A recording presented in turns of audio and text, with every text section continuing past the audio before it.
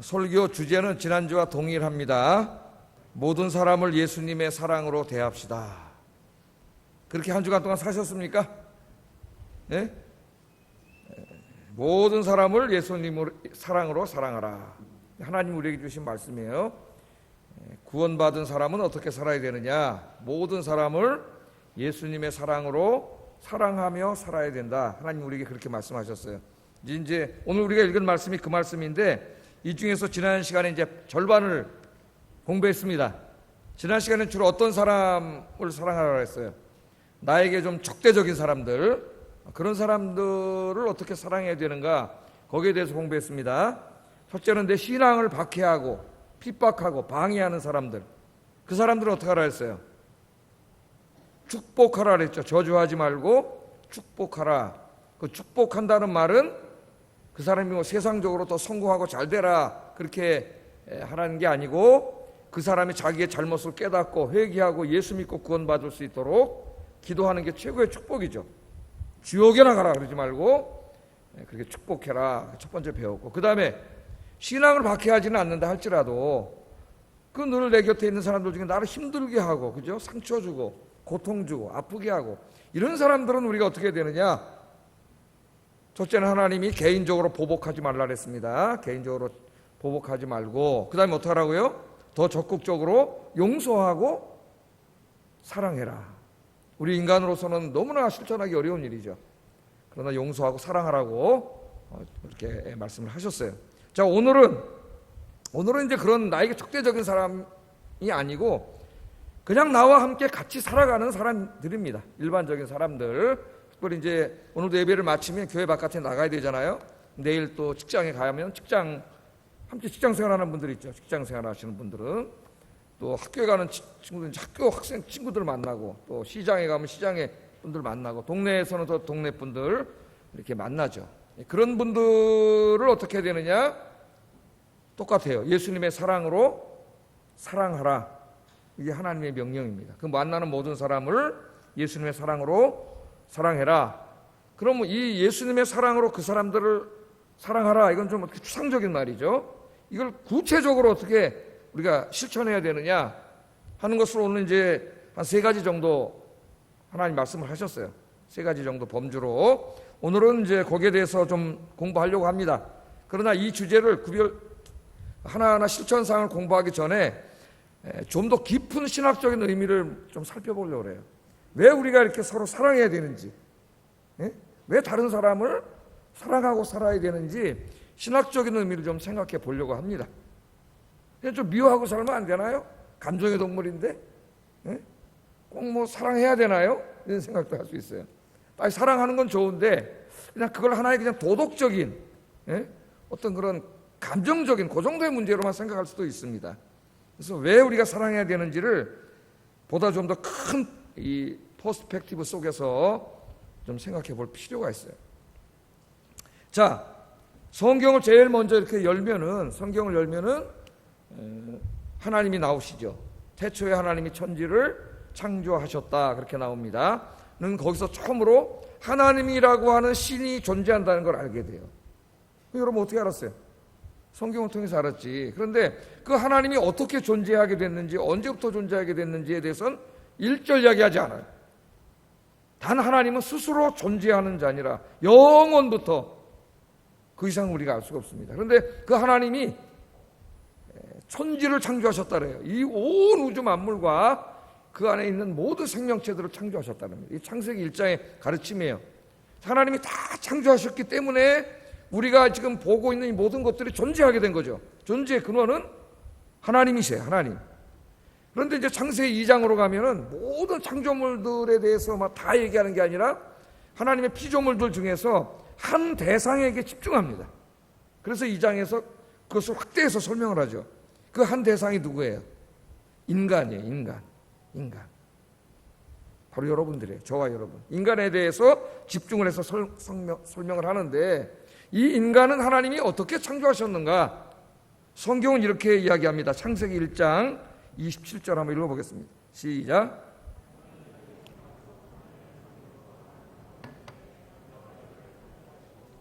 하나님이 자기 형상 곧 하나님의 형상대로 사람을 창조하시되 남자와 여자를 창조하셨다 이렇게 나와요. 그러니까 인간은 어떻게 창조하셨냐면은 하나님의 형상으로 창조하셨어요. 하나님의 형상으로. 그러니까 우리 인간론을 이해하는 데 있어서 제일 중요한 개념이 하나님의 형상이라는 개념이에요. 하나님의 형상으로 지음받았다 할 때 그 하나님의 형상이 도대체 뭐냐 하는 것을 기독교 2000년 역사에서 신학자들이 굉장히 많이 연구해 왔습니다. 제가 한번 설교 때 이야기를 했죠. 그래서 이 독일 신학자인 이 클라우스 베스터만이 쓴 창세기 주석에 보면 이 부분만 100페이지가 넘고 엄청나게 다양한 의견들이 제시되어 왔습니다. 신학교 같으면 이런 걸 범주로 나눠서 설명을 하겠지만은 우리 교회에서는 그런 것까지 필요 없고, 특별히 근제 하나님의 형상이 뭐냐는 많은 이야기를 해왔는데 20세기에 들어오면서 신학자들이 특별히 어디에 관심을 가졌냐면은 하나님의 형상을 이 관계론적인 의미로 해석하기 시작했어요. 굉장히 중요한 개념입니다. 관계론적인 의미. 자, 아까 말씀을 다시 한번 보세요. 자, 하나님이 자기 형상으로 인간을 창조하셨다. 그리고 어떤 부연 설명이 있어요. 남자와 여자로 창조하셨다 이렇게 말합니다. 그러니까 하나님의 형상과 남자와 여자가 서로 상응하고 있어요. 하나님의 형상으로 지음받았는데 그게 남자와 여자로 지음받았다는 거예요. 그러니까 남자가 있고 여자가 있고 최초의 인간이 어떤 이 관계론적인 의미 속에서 하나님의 형상을 이해하기 시작한 거예요. 여기서 한번 좀 보겠습니다. 먼저 하나님에 대해서 한번 생각해 보겠어요. 하나님이 어떻게 관계론적으로 하나님을 이해할 수 있는가? 그림이 하나 여기 나올 거예요. 자, 이 그림은 크로스웨이를 공부하신 분들은 크로스웨이 1 공부할 때에, 요즘은 좀 크로스웨이를 공부 안 하고 있습니다. 거의 상당히 많이 했어요. 우리 교인들이 공부를. 또 이제 좀 코로나 바이러스가 진정되고 또 이제 새 가족들이 많이 오고, 그래서 이제 이 공부 안 한 분들이 있으면 또 공부를 이제 시작하려고 그러는데, 자, 우리는 삼위일체 하나님을 믿죠. 하나님은 세 분입니까? 한 분입니까? 예? 손 들어볼까요? 손 들어보면 또 이단인 게 또 세 분인 것 같기도 하고 한 분인 것 같기도 하고, 하나님은 한 분이죠. 한 분. 유일하신 하나님은 한 분이에요. 그런데 우리 성경을 읽다 보면은 하나님이라고 하는 명칭을 가진 존재가 세 분이 나와요. 성자는 예수님을 말하죠. 성부 하나님, 성자 하나님, 성령 하나님 이렇게 나옵니다. 그럼 세 분이 아닌가? 그래서 하나님 이 삼에다가 관심을 갖고 성경을 연구한 사람들이 이 삼실론이라 해서 이단이에요, 이단. 예? 또 하나님 그럼 한 분이다. 또 하나 그렇게 얘기하다가 이 성부, 성자, 성령을 다 같은 분으로 그냥 이렇게 한 분으로 해석을 해가지고 또 이제 이 양태론이라고 하는 또 이단이 생겼습니다. 양태론. 하나님은 한 분인데 나타나는 양태가 다르다는 거예요. 양태가. 제가 이제 우리 집에 가면 누구예요? 애들에게는 아빠고, 그죠? 또 저는 우리 집사람에게 남편이고, 교회 오면은 목사고, 그잖아요. 동네 나가면 아저씨고 되지 않습니까? 나라는 건 하나지만은 나타나는 양태가 이렇게 다양하게 나타난다는 거예요. 하나님도 그렇다는 거예요. 하나님 한 분인데 성부로 나타나고 성자로 나타나고 성령으로 나타나고. 이단이에요, 이단. 양태론 이단입니다. 조심하셔야 돼요. 삼위일체 하나님을 설명하려고 어려우니까 이 땅에 존재하는 어떤 그 존재의 유비를 사용해가지고 설명하려고 하다 전부 이단에 빠졌어요. 왜? 하나님의 존재 방식은 이 땅에 존재하지 않습니다. 그래서 어떤 비유로도 설명할 수 없어요. 자, 그럼 하나님 뭐냐? 성부도 하나님이시고, 성자도 하나님이시고, 성령도 하나님이세요. 그러면 성부와 성자는 같아요, 안 같아요? 같은 분이 안 같은 분이에요? 안 같은 분이죠. 아까 다 같다는 양태론 이단이라고 했잖아요. 성부와 성자는 다르고 성부와 성령은 다르고 성자와 성령은 달라요. 그럼 세 분이네요? 이렇게 하면 삼실론이 돼요. 네? 그래서 이 삼이라는 게 제가 여기 있고 우리 이렇게 선생님이 있고 우리 선생님이 있고 이렇게 세 명이 이런 삼의 개념이 아니에요. 우리 인간으로서는, 인간의 이성으로는 하나님, 삼위일체 하나님의 존재를 존재론적으로 이해하기는 불가능합니다. 그러니까 성부 하나님과 성자 하나님과 성령 하나님이 상호 내주하심으로써 한 분 하나님이세요. 요한복음에 보면 예수님이 내가 아버지 안에 거하고 아버지는 내 안에 거하고, 여기서 이제 상호 내주, 신학자들이 그런 말을 만들었어요. 상호 침투. 그래서 아들 안에 아버지가 거하고 성령님이 거하고 성령 안에 아버지와 아들이 거하고 아버지 안에 성자와 성령이 거하셔요. 그렇게 해서 한 분 하나님으로 존재하셔요. 그러나 이 하나님께서 성부와 성자와 성령으로 존재하셔요. 그래서 우리 신학자들이 이렇게 정리를 했습니다. 이해할 수는 없지만 우리가 한 본체 안에 삼위로 계신다. 이 이상은 우리가 어떻게 말할 수가 없어요. 인간의 언어는 한 본체 안에 삼위로 계신다. 그러니까 하나님은 상호 내주하심으로 한 분 하나님이시지만은 그 안에서 성부와 성자와 성령이 서로 이렇게 마주섬 속에 사랑으로 교제하고 계세요. 사랑으로. 근데 이 하나님이 성부 하나님과 성자 하나님과 성령 하나님은 모든 게 같아. 생각과 뜻과 행하는 일과 결정과 결심이 0.0000000000000000000000 천만 년 후에 0까지 가도 0.1이라도 다른 게 없어요. 그래서 우리가 이제 삼일체론을 신학적으로 공부할 때는 기능론적인 삼일체론은 이해가 됩니다. 성부, 성자, 성령 하나님 모든 게 같아. 그러나 존재론적으로는 우리가 설명은 할 수 있지만 다 이해할 수는 없어요. 예? 이제 오늘 이제 그걸 다 설명하려는 거 아니고, 하여튼 하나님의 존재 방식이 상호 내주하심으로 삼위 하나님이 한 분 하나님으로 존재하시지만 그 한 분 하나님 속에 성부와 성자와 성령이 서로 사랑으로 교제하면서 존재하심. 여기서 이제 신학자들이 하나님의 형상으로 지음받았다는 의미를 관계론적으로 이해하기 시작했어요. 그럼 이제 그 다음에 한번 넘겨보세요. 저 어려운 신학을 공부하는데 굉장히 중요한 개념이기 때문에 제가 설명을 하는 거예요. 자, 우리 사람을 만들 때 인간은 남자와 여자 관계론 속에 만들었다 그랬죠. 그래서 하나님이 인간을 만드실 때 똑같이 하나님 형상으로 만드셨어요. 하나님이 사랑으로 서로 삼위가 교제하는 것처럼 우리 인간은 하나님과 이웃과 자연은 에덴 동산이죠. 우리 인간이 살아가는 이 자연 환경이죠. 이 환경과의 삼중적인 관계 속에서 살도록 하나님이 만드신 거예요. 그런데 이 삼중적인 관계를 지배하는 그 중요한 하나님의 삶의 원리가 뭐냐면 하나님하고 똑같아. 성부, 성자, 성령 하나님 사랑으로 교제하는 것처럼 뭘로 교제해요? 사랑으로 교제해요. 사랑으로. 생각을 해보세요. 이제 하나님의 에덴 동산을 만드시고 남자와 여자로 창조하셨어요. 내가 있고 타자가 있잖아요. 예? 하나님이 있고 에덴 동산이 있어요. 이게 하나님의 나라예요. 하나님 만드신 이게 하나님의 나라라고. 이 하나님의 나라가 하나님이 원래 창조하신 뜻대로 그 나라가 선한 나라로 하나님의 나라로 지속되려면 인간이 뭘 실천하고 살아야 돼요? 사랑을 실천하고 살아야 돼요. 그래서 인간 하나님을 사랑하고 이웃을 사랑하고 자연을 사랑하며 살아가는 존재로 만들었어요. 타락하기 전에는 그래서 그것이 에덴 동산이고 그것이 파라다이스고 그것이 천국이고 하나님 나라예요. 사랑하기 때문에. 네? 그런데 인간이 이제 악한 영역에 속아가지고 죄를 짓고 타락하잖아요. 창세기 3장에 보면 타락한 다음에 인간이 어떻게 됐느냐, 이제 그 다음을 한번 보세요. 타락한 다음에 인간이. 이 굉장히 중요한 개념입니다.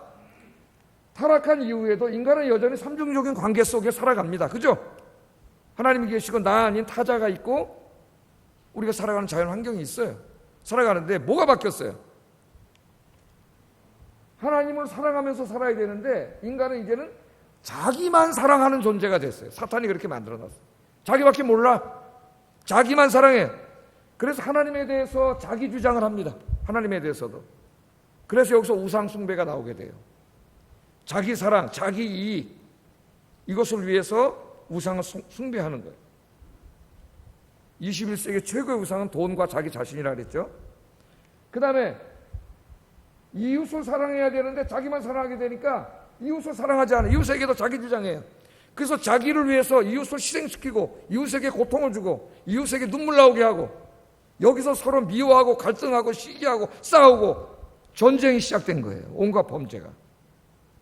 오늘 자연 문제는 다루지 않겠지만은 자연도 마찬가지입니다. 자기를 사랑하니까 자기 욕심을 채우기 위해서 환경을 오염시키고 환경을 파괴시키게 된 거예요.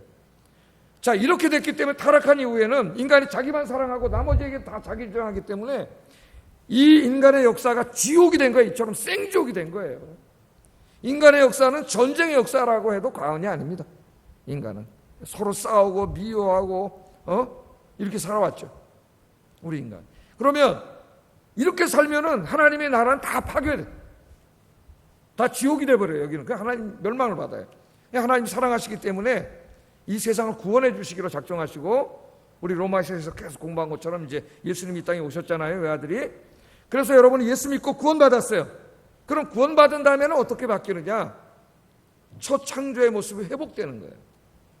우리가 잃어버렸던 사랑의 능력을 우리가 다시 갖게 됩니다. 여러분이 예수 믿고 구원받았다면은 여러분 안에는 그 사랑의 하나님, 성령 하나님이 찾아오셔요. 그 성령의 하나님이 찾아오셔서 여러분 안에 뭘 회복시켜 주시냐면은 잃어버렸던 사랑할 수 있는 능력을 회복시켜 주세요. 사랑할 수 있는 능력. 그래서 예수 믿고 구원받은 사람의 가장 큰 특징은 사랑할 수 있는 능력을 가짐이에요. 사랑할 수 있는 능력. 그러니까 그리스도인 그러면 사랑이에요. 사랑. 그래서 여러분, 예수님께서 제자들을 모아놓고 설교하실 때 뭐라고 설교하셨습니까? 우리 하나님을 믿는 사람들, 예수 믿고 구원받은 사람들이 어떻게 살아야 되느냐, 두 가지로 요약을 하셨죠.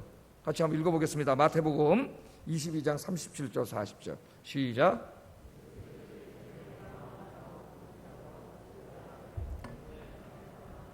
이것이 크고 첫째 되는 계명이요 둘째는 그와 같으니 내 이웃을 내 자신같이 사랑하라 하셨으니 이 두 계명이 온 율법과 선지자의 강령이니라. 아멘. 그러므로 예수 믿고 구원받은 사람의 삶은 당연히 잃어버렸던 사랑을 회복하며 하나님을 다시 사랑하고 다시 나 아닌 타자를 사랑하면서 살아가는 거예요. 이게 율법과 선지자의 강령이니까 성경 66권의 핵심적인 진리예요. 이렇게 구원받은 사람들이 하나님의 사랑을 실천하면서 살 때에 사탄이 미움으로 파괴시켜 놓은 이 나라가 다시 하나님 나라로 회복되어지는 거예요. 그러니까 우리가 다른 사람을 사랑한다는 것은 단지 감정적인 그런 문제만이 아니고 도덕과 윤리만의 문제가 아닙니다. 이것은 하나님의 창조 세계인 하나님 나라를 회복시켜가는 굉장히 중요한 거예요. 이 사랑이라는 게. 그래서 기독교 계명 중 제일 중요한 건 사랑이고, 성경 66권을 꽉 짜면은 뭐가 나와요? 두 단어가 나와요. 사랑이 나옵니다. 그래서 이제 그 예수 믿고 구원받은 사람들은 그러므로 공동체, 이렇게 교회 공동체를 이루어서 살 때에 어떻게 살아야 돼요? 자기들끼리 사랑하면서 살아야 돼요. 사랑하면서. 네? 요한복음 13장 34절 35절 읽어보겠습니다. 시작. 내가 너희를 사랑한 것 같이 너희도 서로 사랑하라. 너희가 서로 사랑하면 이로써 모든 사람이 너희가 내 제자인 줄 알리라. 아멘. 아직도 하나님을 알지 못하는 사람은 사랑할 줄 몰라요. 하나님을 알지 못하는 사람은 자기밖에 몰라요. 자기만 사랑해. 모든 사람과의 관계가 다 자기 중심이에요. 자기 중심. 그런데 이제 예수 믿고 구원받은 사람들 이렇게 모였잖아요. 우리가. 예수님이 뭐라 그랬어요? 너희가 서로 사랑하라. 그러니까 교회는 두 단어로 다른 말로 말하면 사랑이에요. 사랑. 하나님께서 우리 마음속에 사랑하는 능력을 회복시켜 주셨기 때문에 사랑할 줄 모르던 사람들이 이렇게 모여서 서로 사랑하면서 살 때 하나님의 나라가 먼저 교회 안에서 이루어지는 거예요. 그 사랑이 여러분 안에서 회복되고 공동체, 교회 안에서 먼저 교회 안에서 이루어져야 그 다음에 세상을 구원하지 우리가. 먼저 교회 안에서 이루어져야 돼요. 그래서 이 사도 바울이 고린도 교회, 그 성도들끼리 싸우는 고린도 교회 서신을 보내면서 고린도전서 13장에 뭐라 그랬어요? 니네가 아무리 무슨 천사의 말을 하고 환상을 보고 방언을 하고 뭐 예언을 하고 뭐 능력을 행하고 별거 다 해도 사랑이 없으면 아무것도 아니요. 소리 나는 구리와 울리는 꽹가리밖에 안 된다. 그렇게 말했잖아요. 아무리 교회 와서 열심히 일하고 뭐 봉사하고 떠들고 다녀도 사랑하지 않으면, 그 사랑이 없으면 그 모든 게 하나님 앞에는 nothing, 아무것도 아니에요. 잘못된 거예요, 그게. 예? 그러니까 우리 교회 공동체는 먼저 어떻게 해야 돼요? 서로 사랑함으로 하나님 나라가 이 땅에서 먼저 이루어지게 해야 됩니다. 그런데 실제로 우리가 경험하는 교회는 그렇지 않잖아요. 예? 시기하고 질투하고 교회 안에서 파벌 나누고 싸우고, 예? 지금 그런 교회들이 얼마나 많아요. 그렇기 때문에 하나님 이 말씀을 주신 거예요. 이 말씀을. 이 말씀을 다 구체적으로 고린도 교회에 이제 바울이 적용하면서 하도 지네끼리 싸우니까 이렇게 말씀을 하셨죠. 구체적으로 이렇게 실천해라. 12장 26절 읽어보겠습니다. 시작.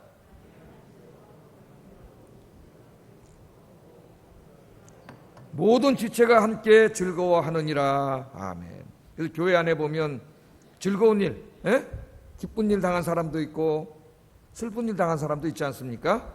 어떻게 사랑을 해야 돼요? 즐거운 일 당한 사람 함께 즐거워해주고 기뻐해주고, 슬픈 일 당한 사람이 있으면 찾아가서 함께 울어주고 함께 손잡아주고, 그게 교회다. 뭐 다른 거 아무리 화려하게 해봤다 소용이 없어요. 이게 없으면. 이게 교회예요. 이게 교회. 그렇게 말해줬습니다. 근데 우리가 참 살다 보면은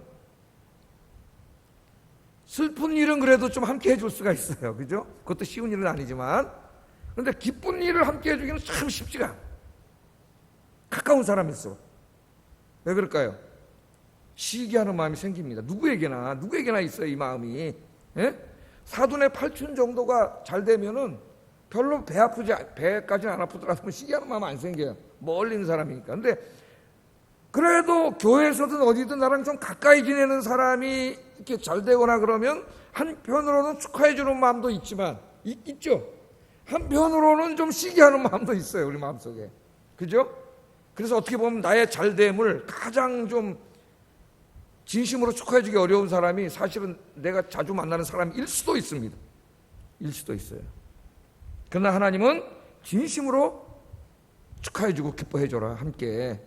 그러니까 진짜 예수 믿고 인격이 성숙한 사람은 어때요? 진짜 축하해 주는 거죠. 진짜 축하해 줄 수가 있어요. 여러분들이 그런 사람들이 되길 바랍니다. 힘든 사람 많잖아요. 지금같이 코로나 바이러스 때문에 우울증 있고 그런 사람은 지금 너무 힘들어요. 생기욕이야, 생기욕. 그런 사람들도 있고, 병원에 또 입원해 있는 사람도 있고, 또 이렇게 상당한 사람도 있고, 어려운 일 당한 사람이 많아요. 경제적으로 어려워진 사람, 사업이 기운 사람, 직장에서 나온 사람. 여러분, 우리가 예수 믿기 전에는 자기밖에 안 보여요. 은혜 못 받으면 자기밖에 안 보여요, 예수 믿어도. 근데 우리가 예수 믿고 구원받는데 은혜가 충만해지면은 나 아닌 다른 사람들이 눈에 들어와요. 저 집사님 오늘 이렇게 얼굴이 좀 어둡지? 그런 게 다 보여, 우리 안에. 그래서 어떻게 해야 돼? 관심을 갖게 되고, 함께 기도해주고, 고통을 함께 해주고, 그렇게 살아야 된다. 그게 진짜 교회다. 그렇게 가르쳤습니다. 그 성경 말씀이 그래서 다 있는 거예요. 그럴 때 교회 안에 먼저 하나님 나라가 이루어져요. 그러나 여기서 끝나면 안 됩니다. 하나님께서는 우리 교회만 하나님 나라를 이루는 게 목적이 아니에요. 하나님의 목적은, 궁극적인 목적은 교회 바깥에 이 죄악된 세상, 싸우고 다투고 지금도 서로 경쟁하고 저런 세상도, 이 세상을 다 하나님 나라로 만드는 게 하나님 목적이에요. 우리는 거기에 부름받은 사람들이에요. 그 일을 하는 사람들이에요, 우리가. 그러니까 먼저 우리끼리 이 일을 실천하고 이제 내일 세상에 나가서 실천해야 됩니다. 그래서 오늘 우리가 읽은 본문 말씀은 교회 바깥에 있는 사람들에게 이 사랑을 실천하고 하는 말씀이에요. 오늘 우리가 읽은 말씀이. 그게 이제 세 가지를 말씀했는데, 첫째는 뭐냐? 다른 사람들에게 관심 갖기입니다. 관심 갖기. 우리 그리스도인들이 너무 자기만 알고, 자기 중심적으로 딱 이렇게 고립돼가지고 그렇게 살면 안 돼. 여러분 내일 직장 가시잖아요. 직장 가면 동료들 많이 있죠. 여기저기 우리가 돌아다닐 때 안 믿는 사람들이 상당히 많이 있습니다. 하나님이 첫 번째 사랑의 실천은 관심 갖는 거예요. 어떻게 관심을 갖느냐?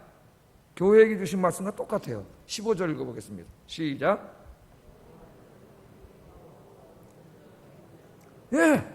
똑같아요. 즐거워하는 자들이 있죠.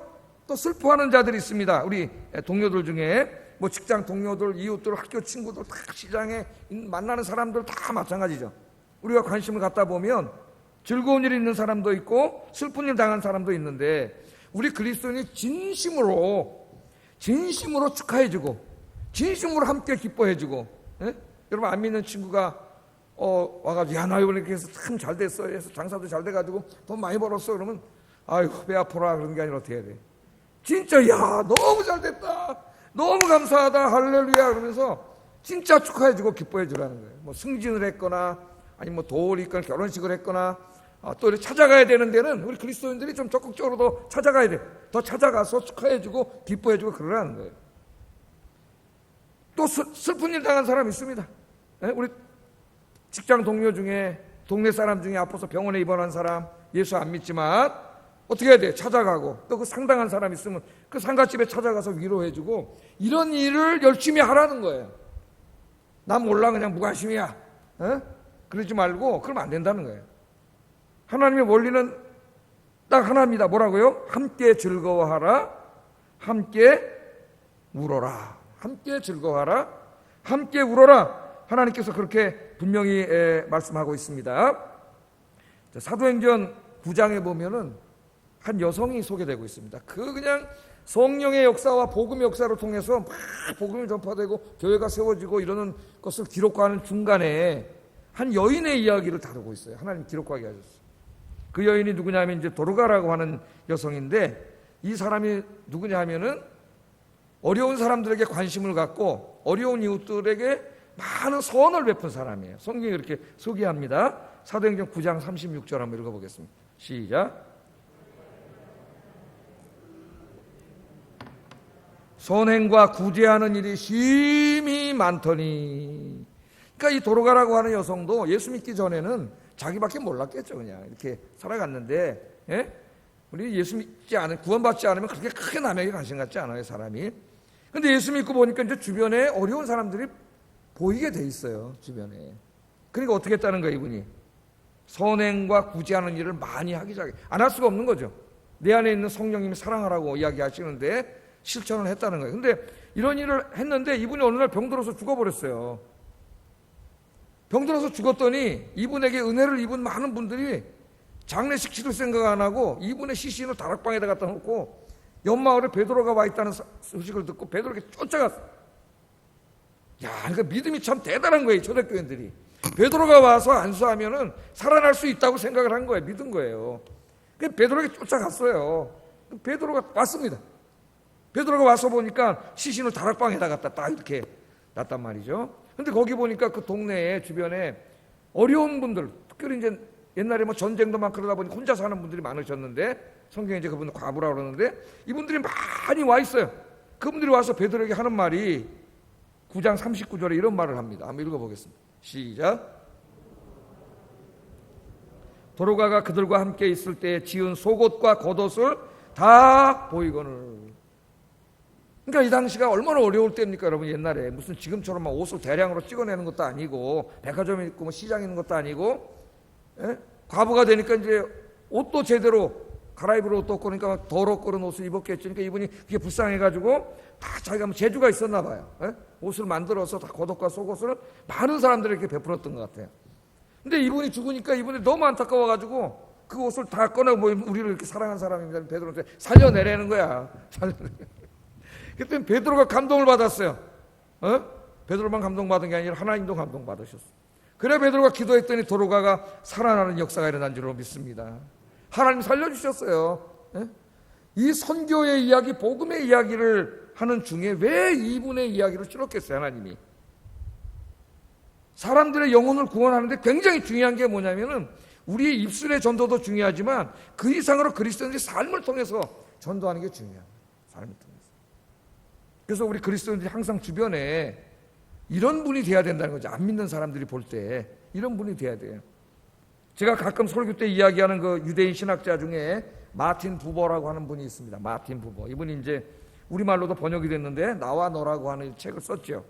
그 책에서 이 마틴 부버는 우리 인간의 관계가 나와 너의 이런 인격적인 2인칭 관계가 아니라 나와 그것의 비3인칭 관계, 비인칭, 3인칭으로 관계가 이루어지는 것을 몹시 슬퍼합니다. 한 사람의 신학자로서. 이게 무슨 말이에요?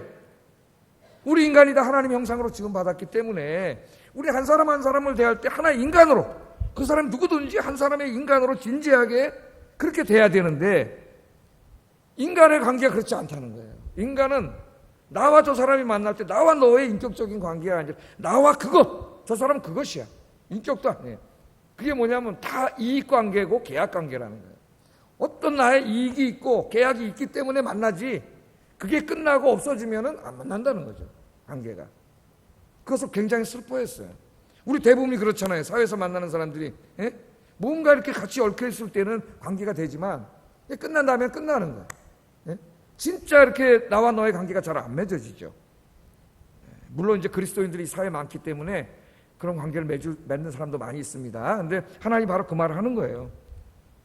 진정한 그리스도인은 그렇게 나와 모든 인간을 그렇게 대하라는 겁니다. 그래서 우리 그리스도인들이 세상에 나가서 모든 사람을 한 사람의 인격으로 진짜 진정으로, 단지 나에게 이익이 되고 뭔가 나아가고 관계가 있고 무슨 이런 게 얽혀서가 아니라 만나는 모든 사람 진실하게 대할 수 있는 저와 여러분 되시기를 주의 이름으로 축복합니다. 여러분, 그렇게 되면 우리 사회가 얼마나 아름다워지겠습니까? 이 사회가. 예? 정치가 필요 없을 거예요, 아마. 자, 두 번째는 우리가 어떻게 실천해야 되냐면은 사람들을 차별하지 말라는 거예요. 모든 사람을 동등하게 대하라는 겁니다. 우리 참 실천하기 쉽지 않습니다. 차별하지 말고 동등하게 대해라. 16절 읽어보겠습니다. 시작. 도리어 낮은 데 처하며 스스로 지혜 있는 채 하지 말라. 이렇게 말씀하셨어요. 서로 마음을 같이 하라는 말은 서로에 대하여 똑같은 마음을 가지라는 마음이, 직역하면은. 그러니까 잘못 이해하면은 저 사람이, 예수 안 믿는 사람이 이런 생각을 갖고 있고 나는 이런 생각을 갖고 있는데 다 그 사람 생각에 맞춰줘라, 이런 말로 들려요. 그런 뜻은 아닙니다. 이 말씀 다 그렇게 할 필요는 없겠죠. 그렇게 살아갈 수는 없어요. 그런 뜻이 아니라 차별하지 말고 동등하게 똑같이 대하라는 말씀이에요. 이 말씀은 사람들에게는요 아주 사악한 마음이 있어요. 그게 뭐냐면은 차별하는 마음입니다. 차별하는 마음. 그래서 사람들은 제일 먼저 차별이 어디서 하는, 인종차별을 하죠. 인종차별. 예? 인종차별하는, 지금 미국에서 벌어진 그 백인들의 인종차별 문제 때문에 세계가 시끄럽습니다. 영국, 뭐 프랑스, 전 유럽에 아주 시끄럽죠. 예? 원래는 같이 살던 사람은 아닌데 자기들이 저 아프리카에서 행복하게 살던 사람 강제로 잡아다가 노예로 끌어와가지고 지금 이렇게 된 거 아니에요? 근데 이제 그들이 차별을 하는, 인종차별을 해요. 굉장히 차별합니다. 예? 그래서 이 세상의 모든 유색인종은 백인들에게 다 차별받고 살아요. 무시당하고 살아요. 근데 저는 미국에 잠깐 살아봤는데 미국에 잠깐 살다 보니까 인종차별은 백인만 하는 게 아니더라고. 백인. 예? 우리나라 사람들도 인종차별 엄청 한다 그랬죠. 어떻게 보면은 대한민국 사람이 인종차별 진짜 많이 합니다. 그래서 백인한테는 무시당해요. 다 무시당하고 살아요. 백인은 저기 있는 사람으로 봐, 다. 예? 그리고 그 다음에 한국 사람이 멕시칸 굉장히 무시해요. 멕시칸. 그 다음에 멕시칸하고 이제 그 중남미에서 많이 와서 살거든요. 중남미 사람들. 그 다음에 또 이 히스패닉 계열, 스페인 계열의 그 이민자들 있어요. 막 몸이 막 이르고 막 이런 사람들이 있는데 히스패닉 계열 사람들 굉장히 무시해. 멕시칸들 사는 데는 안 갈라래. 근처도 안 갈라래. 물론 이제 범죄 때문에도 그러지만 그 차별하는 마음이 있어요. 굉장히 무시합니다. 무시하는 마음이 있어. 깜짝 놀랐어요. 근데 제가 이제 보니까 저는 목사로서 이제 이런 걸 막 비난하고 글도 쓰고 이러면 안 된다고 그러는데 제 마음에도 차별하는 마음이 있더라고요. 간증을 응? 최근의 일입니다. 최근에 간증을 하겠어요. 이 텔레비전 프로를 하나 보다 보니까 요새 재방송을 많이 해가지고 뭐 언제 막 하는 모르겠어요. 재방송을 많이 한 100번 하는 것 같아요. 한 프로 가지고 연예인들이 나오고 외국인들이 나와가지고 서로 퀴즈 대결을 하는 프로그램이 있더라고요. 이게 외국 사람들을 쭉 한 10명 앉혀놓고 연예인들이 한 명씩 가서 이제 이렇게 쭉 이기면 계속 올라가는 거예요. 근데 꼭 그 한 여성이 있어요. 한 여성이 있는데 그 여성이 엄청나게 잘해요. 한국말도 너무나 잘하고 한국 이런 모든 일상 상식도 너무나 좋아요. 공부를 많이 했더라고요. 여성이. 한국 사람이 거기 가서 대부분 다 줘. 창피한 일이에요. 줘요. 그래서 난 그 여성이 맨 처음에 백인 여성이라서 미국 사람인 줄 알았어요. 어떻게 내가 그런 생각을 가졌는지. 이거 미국 여자가 똑똑하네. 이런 생각을 가지고 있었는데 언젠가 보니까 러시아 사람이더라고. 그러니까 제 마음속에 갑자기 그게 좀 이렇게 낮게 보는 마음이 생기는 거 있죠. 미국 여성이라고 생각할 때는 좀 이렇게 보다가 러시아 여성이라니까 좀 낮게 보이는 거예요. 제 마음에 그랬다. 누가 이게 말한 것도 아니고 표현한 것도 아니고 제 마음속에 그래서 고백은 했습니다. 우리 은우하고 우리 집사람한테. 은우야, 여보, 내가 이 차별하는 마음이 있네. 내가 막 이런 마음이 드네. 그런 거예요. 있더라. 우리 인간이 차별을 해요. 그런데 그것은 굉장히 심각한 죄예요. 하나님 앞에. 그게 아무것도 아닌 게 아니에요. 그러니까 백인들의 지금 저런 행태는 엄청난 죄예요. 하나님 앞에. 저들 교회 가서 예배드리면 뭐 하겠어요 지금. 그리스도인이라고 볼 수 없어요. 저렇게 행동하는 사람들은. 자, 그래서 우리가 이 차별하는 마음이 있구나, 그런 생각을 가졌어요. 근데 단지 인종차별만 하는 게 아니에요. 가만히 또 저 자신을 돌아보니까 사람들은 사회적인 지위나 학력이나 경제적인 능력이나 외모에 따라서, 또 특히 우리나라 사람들은 외모에 따라서도 굉장히 사람들을 차별해요. 하나님께서 분명하게 오늘 말씀하시는데, 사람들을 대할 때 그러한 세상적인 기준, 인간적인 기준에 따라서 사람을 차별하면 안 된다. 우리 인간은 다 어떻게 지어졌어요? 하나님의 형상으로 지음받았어요. 죄를 져서 그것이 많이 파괴됐다 할지라도 모든 인간은 하나님의 형상입니다.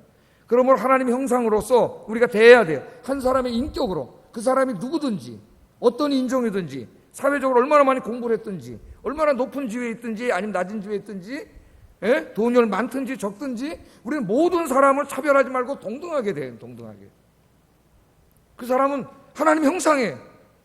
모든 인간은 하나님 형상으로 지음받았기 때문에 그 인간 자체로 존중을 받아야 될 가치가 있어요. 그것이 성경의 가르침입니다.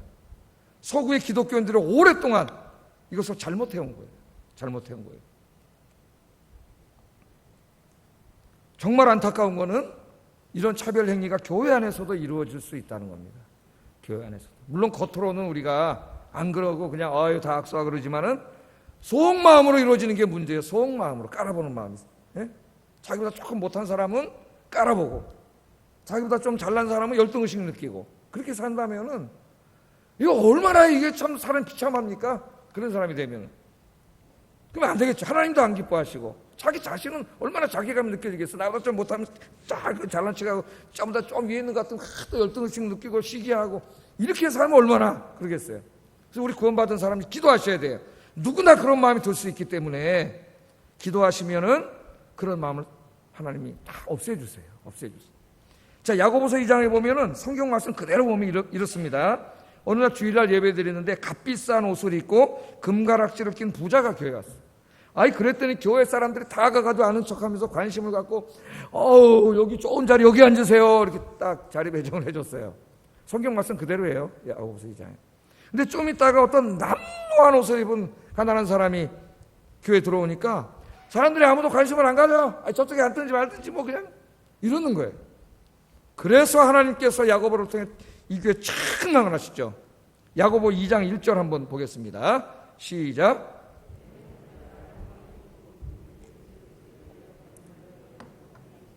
사람을 차별하여 대하지 말라. 내 형제들아, 영광의 주 곧 우리 주 예수 그리스도에 대한 믿음을 너희가 믿는 자들이잖아요.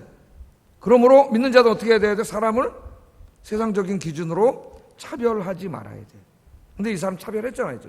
그래서 차별한 것을 책망한 다음에 8절 9절에서 이렇게 말씀을 하시죠. 읽어보겠습니다. 시작. 내 이웃 사랑하기를 내 몸과 같이 하라 하신 최고의 법을 지키면 잘하는 것이거니와 만일 너희가 사람을 차별하여 대하면 뭐를 짓는 거예요? 그게? 죄를 짓는 것이니 율법이 너희를 범법자로 정죄하리라. 아멘. 우리가 이것을 생각하지 않는다는 거죠. 누구나 마음속에 그런 마음이 들 수 있는데 이걸 아무렇지도 않게 생각하는 그 자체가 더 큰 문제예요. 하나님은 오늘 분명히 뭐라 그랬어요? 율법이 너희를 범법자로 정죄했다 그랬습니다. 범법자로. 그러니까 내가 조금 남들보다 더 공부했다고, 돈이 있다고, 사회적으로 조금 더 출세했다고, 교회 공동체에 와서, 그것도 교회 와서 좀 이렇게 내려다보고 겉으로는 안 그러지만 속마음으로 이런 마음에서 어떻게 해야 돼? 회개해야 돼. 무릎 꿇고 하나님 앞에. 하나님의 말씀으로 이미 범법자예요. 범법자. 법을 범한 거예요. 하나님 가장 중요한 법을. 하나님의 나라는 우리가 사랑할 때, 차별하지 않고 동등하게 대할 때 하나님의 나라가 이루어지는데 내가 그렇게 차별하는 마음이 생기면서 하나님의 나라는 깨지는 거예요. 파괴되는 거예요. 그래서 여러분 오늘부터 우리가 기도하셔야 됩니다. 나보다 잘났든 세상적으로 뭐 하나님 앞에 다 똑같아요. 그러나 세상적으로 사람들은 좀 나누려고 그래 자꾸. 뭐 좀 더 학교 어디 다녔냐? 에? 뭐 유학 갔다 왔냐? 뭐 얼마나 잘생겼냐? 돈은 얼마나 많냐? 뭐 이런 거 가지고 자꾸 나누려고 그래. 사도 바울이 다 그건 똥이라 해. 똥 같은 거라 그랬어. 똥 같은 거. 에? 하나님 앞에 똑같아. 근데 그걸로 자꾸 하려고 그래.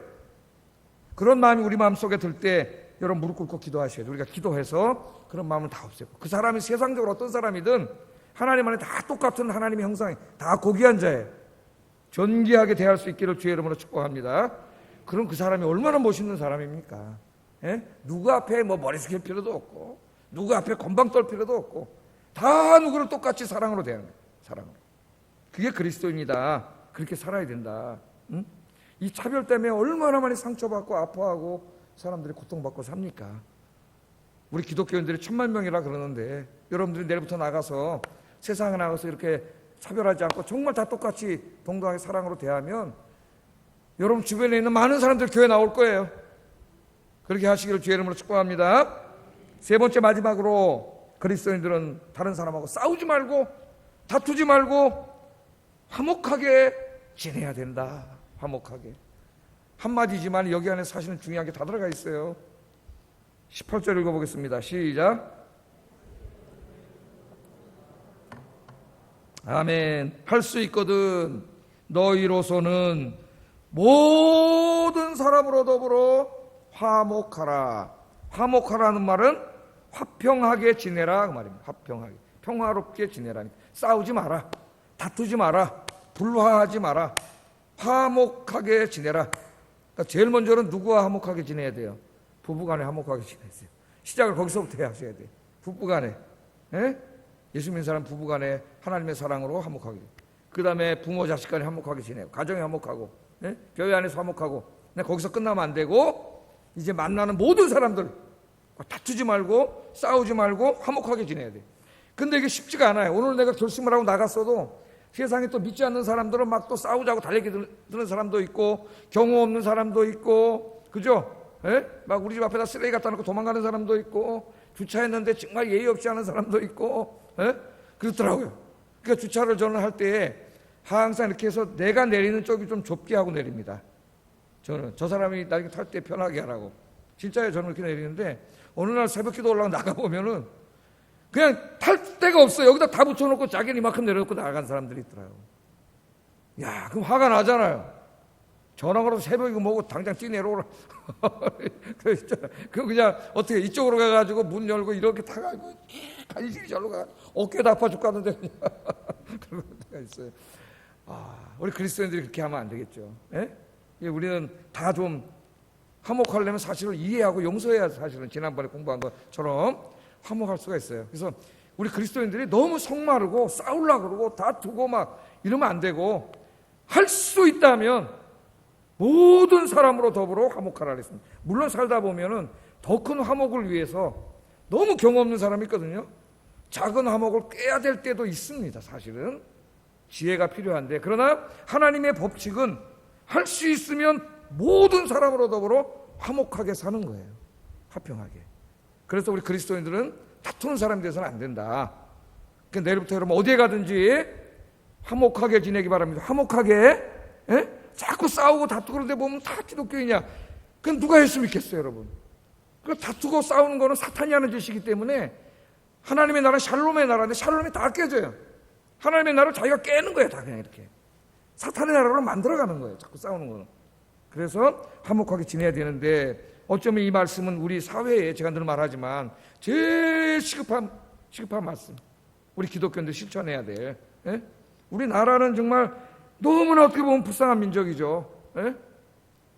이 조그만 나라가 반으로 갈려가지고 지금 이렇게 있는데, 그래 하나님의 은혜로 또 경제가 성장해가지고 그래도 이렇게 좀 살고 있는데, 그 조그만 나라 안에 사는 사람들이 왜 이렇게 서로 저주하고 미워하고 갈등하고 보복하고 욕하고 조롱하고 모욕하고, 눈만 뜨면은 여러분 할 때 인터넷부터 시작해서 텔레비전, 뉴스, 뭐 SNS 맨 이런 거예요. 맨 이런 거. 좀 우리 기독교인들이 그런 데도 좀 참여해가지고 좀 아름다운 말도 쓰고, 우리 화목하게 삽시다, 서로 용서하면서 삽시다, 정치 보복하지 맙시다, 좀 이런 좀 글 좀 쓰세요. 이쁜 말로 욕하지 말고 이쁜 말로. 예? 이 조그만 나라에 뭔 놈의 동서가 있고 뭐가 있어요. 예?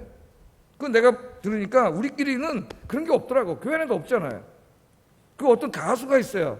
송가인이라는 가수가 있는데 전라도 사람인데 뭐 경연대 나서 1등해가 인기가 하늘을 찌르고 있어요 지금. 근데 마산에서 초청을 받았대요. 제가 또 이거 뭐 경상도 사람 우수하다 그런 얘기 하려는 게 아닌데 예화를 듣다 보니 이렇게 된 겁니다. 거꾸로도 마찬가지. 그 마산에 갔을 때 이 자매가 굉장히 부담이 됐대요. 안 좋아할까 봐 사람들이. 근데 막 더 기뻐해주고 막 그러면서 공연이 끝나서 손을 잡고 우리는 그런 거 없어 지역세 그러더라는 거야. 그러니까 사람들끼리도 없어요. 내가 볼 때 그 지방에 내려가면 경상도 전라도 사람 그런 거 없더라고. 너무 사람들 다 좋고. 그런데 딱 문제가 생기는 게 정치 얘기만 나오면 생기더라고. 근데 이 정치는 정치인들이 이용해 먹는 거예요. 이 지방세고 지네들 이거 표 받으려고. 왜 거기에 사람들이 어리석게 충성을 하냐 이거야. 예? 저는 이 나라가 자유민주주의 국가로서 하나님 주신 은혜를 가지고 평화 안에서 정말 하나님을 잘 섬기는 나라가 되는 데 관심이 있는 거지. 내가 무슨 좀 보수적인 성향이 있지만은 경제적인 면에서는 상당히 진보적이에요. 그런 거 없어요. 내가 오해하지 마세요. 내가 무슨 얘기한다고. 단 이 땅을 내가 학생운동을 했기 때문에 이 땅을 김일성 주체 사상으로 공산화하려는 사람들이 많기 때문에 거기에 대해서 내가 반대하는 거지 다른 거 하는 거 아니에요. 사실은 교회는 항상 야당으로 존재해야 됩니다. 그거는 정치적인 야당이 아니에요. 보수가 집권을 하든 진보가 집권을 하든 이 집권을 하고 권력을 가진 자들이 하나님의 말씀 안에서 올바로 통치를 정의를 행하는지를 감시해야 돼요. 교회는. 근데 지금 잘못하면 교회 목사들이 자기가 지지하는 정당 고향 나눠서 지금 그러고 있더라고. 내가 보니까 이건 너무 한심한 거예요. 교회는 항상 하나님의 말씀으로 감시를 해야죠. 그게 보수든 진보든 예? 하나님의 말씀으로 가도록. 그래서 우리 그리스도인들이 좀 정말 어떻게 이렇게 미워할 수가 있을까요? 여러분? SNS나 뭐 인터넷 댓글을 읽으면 이 조그만 나라 막 씹어 먹으려고 그러더라고. 막 진짜로 막 나쁜 말로 하면 진짜로. 예? 그래서 내가 우리 문재인 대통령이 이제 한 2년도 안 남았는데 이제 빨리 다 화해하고 자기는 단두면 어떡할 거예요 지금 2년 후에. 예? 또 정치 또 감옥 갑니다. 예? 정권 뺏기면 다 용서하고 좀 전직 대통령들이 전직에 일했던 사람들이 뭐 정말 나라 팔아먹고 큰죄 짓지 않는 이상은 그 태우에 편안하게 살 수 있도록 그게 진보든 보수든 나라를 위해서 5년 동안씩 고생한 사람들인데 정치 보고 가지고 좀 그런 나라가 되도록 좀 빨리 했으면 좋겠어요. 예? 할렐루야입니까 아닙니까? 예? 이게 무슨 경상도가 어디 있고 전라도가 어디 있고 진보가 있고 보수가 어디 있어요. 이 작은 민족이 하나가 돼야지. 우리 그리스도인들이 그런 걸 위해서 기도하고 예? 그럼 정치인한테 왜 충성을 하세요? 정치인이 우리에게 뭐 해준 게 있다고 거기다 충성을 해. 그냥 하나님한테만 충성하시기를 주의 이름으로 축복합니다. 나한테 충성할 필요도 없어요. 인간에게. 예? 하나님께만 충성하세요. 하나님 앞에 바르게 살면 다 그게 하나님 기뻐하세요. 그래서 이 나라가 정말 화목하게 뭘 싸울 게 있어. 언제 만나봤다고 그렇게 미워해. 누군지 알지도 못하는데. 예? 서로 기도하면서 우리나라가 정말 뭐 이게 전라도, 경상도, 충청도, 경기도, 서울, 뭐 이북 사람 다 정말 이 조그만 나라에 하나가 돼가지고 평화롭게 사는 나라가 되도록 기도하시는 여러분 되시고 여러분 실천하시기를 주의 이름으로 축복합니다. 기도하겠습니다. 자, 말씀을 생각하면서 기도하겠습니다. 오늘 믿지 않는 사람들과의 관계 속에서 우리가 어떻게 살아야 되느냐. 예수님의 사랑을 실천해야 된다. 구체적으로 3가지 큰 범주를 말했습니다. 함께 슬퍼하고 함께 기뻐하고 그렇게 하게 해주세요. 2번째는 내가 내 마음 속에서라도 세상적인 기준으로 차별하지 않게 해주세요. 모든 인간을 동등하게 하나님의 형상으로 인격적으로 대하게 해주세요. 3번째는 다투지 말고 나 자신이 화평하게 살 뿐만 아니라 우리 대한민국 국민이 얼마 되지 않는데 화평하게 화목하게 함께 살게 해주세요. 같이 기도하겠습니다.